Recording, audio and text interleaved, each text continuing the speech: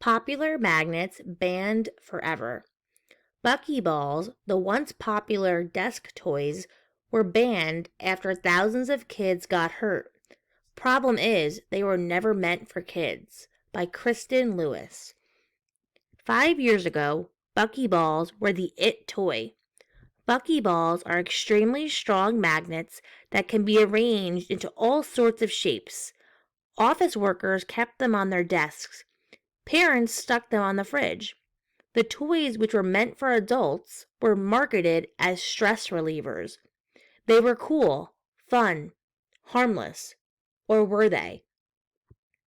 Ripped intestines. Turns out Buckyballs and similar products can be deadly in the clutches of children. If swallowed, the powerful magnets cling to each other in the intestines, where they can cause major damage, including ripping right through intestinal walls, resulting in injuries as severe as gunshot wounds.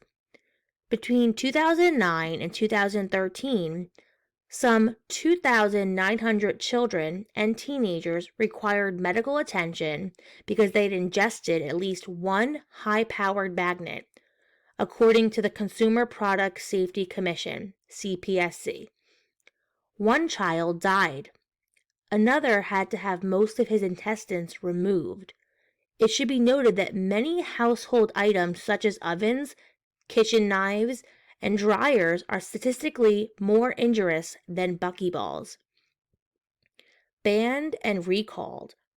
In 2012, the CPSC demanded that Buckyballs and similar products be banned and recalled and that money be refunded to customers. At first, Maxfield and Oberton, that company that makes Buckyballs, refused to issue a recall. The toys, after all, had prominent label warnings to keep the magnets away from kids. The CPSC countered that clearly the warning labels were not working, and child safety had to come first. Outraged fans took to social media to protest. Many started buying up as many Buckyballs as they could.